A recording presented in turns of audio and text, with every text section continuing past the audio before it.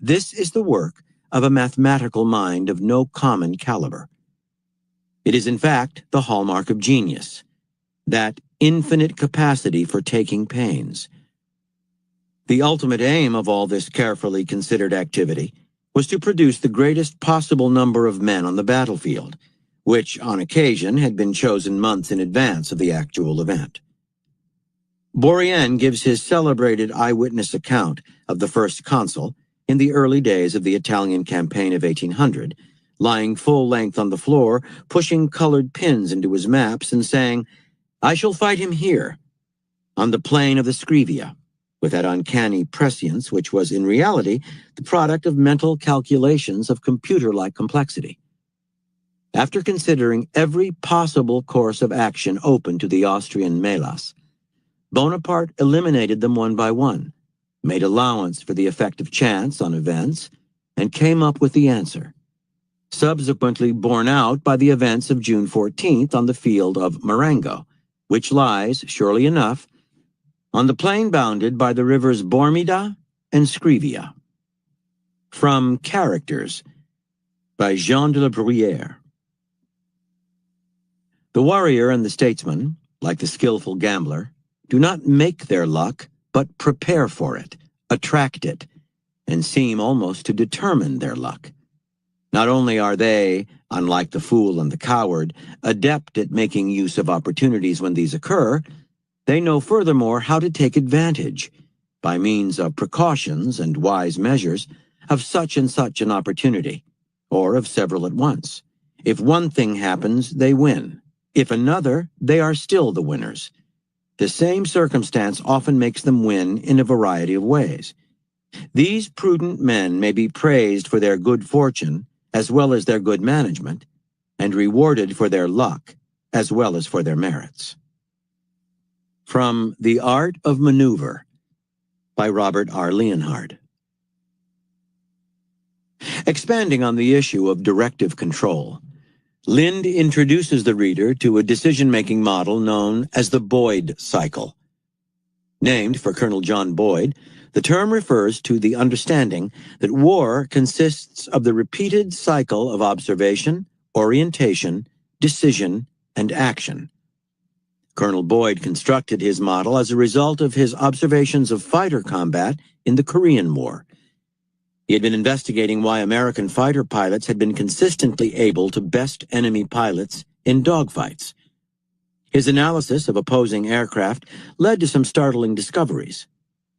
Enemy fighters typically outperformed their American counterparts in speed, climb, and turning ability, but the Americans had the advantage in two subtly critical aspects. First, the hydraulic controls allowed for faster transition from one maneuver to another. Second, the cockpit allowed for a wide field of view for the pilot. The result was that the American pilots could more rapidly observe and orient to the tactical situation moment by moment. Then, having decided what to do next, they could quickly change maneuvers.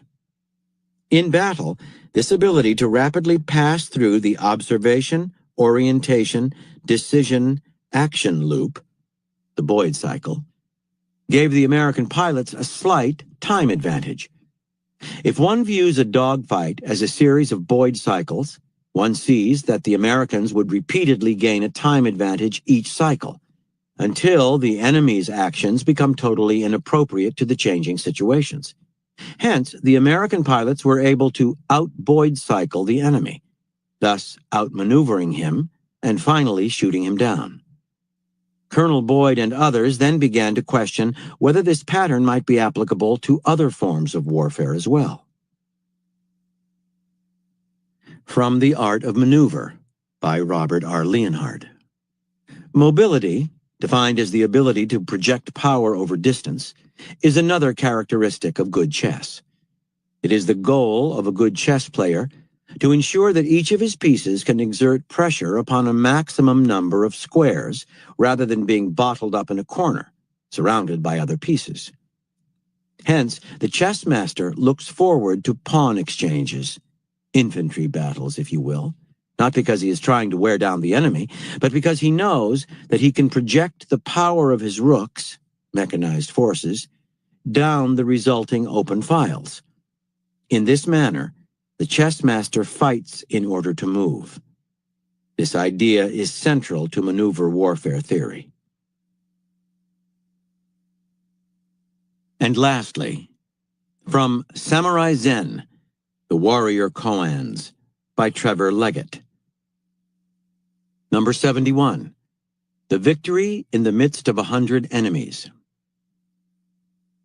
To Priest Yozan, the 28th teacher at Enkakuji, came for an interview a samurai named Ryozan, who practiced Zen. The teacher said, "You are going into the bathtub stark naked without a stitch on. Now, 100 enemies in armor, with bows and swords, appear all around you. How will you meet them? Will you crawl before them and beg for mercy? Will you show your warrior birth by dying in combat against them? Or does a man of the way get some special holy grace?" Ryozan said, "Let me win without surrendering and without fighting." Test. Caught in the midst of the 100 enemies, how will you manage to win without surrendering and without fighting? Chapter 21. Negotiate while advancing. The diplomatic war strategy. People will always try to take from you in negotiation what they could not get from you in battle or direct confrontation. They will even use appeals to fairness and morality as a cover to advance their position. Do not be taken in. Negotiation is about maneuvering for power or placement, and you must always put yourself in the kind of strong position that makes it impossible for the other side to nibble away at you during your talks. Before and during negotiations, you must keep advancing, creating relentless pressure and compelling the other side to settle on your terms. The more you take, the more you can give back in meaningless concessions. Create a reputation for being tough and uncompromising, so that people are back on their heels before they even meet you. War by other means. After Athens was finally defeated by Sparta in the Peloponnesian War of 404 BC, the great city-state fell into steady decline. In the decades that followed, many citizens, including the great orator Demosthenes, began to dream of a revival of the once dominant Athens. In 359 BC, the king of Macedonia, Perdiccas, was killed in battle, and a power struggle emerged for his succession. The Athenians saw Macedonia as a barbaric land to the north. Its only importance, its proximity to Athenian outposts that helped secure their supplies of corn from Asia and of gold from local mines. One such outpost was the city of Amphipolis, a former Athenian colony, which, however, had lately fallen into Macedonian hands.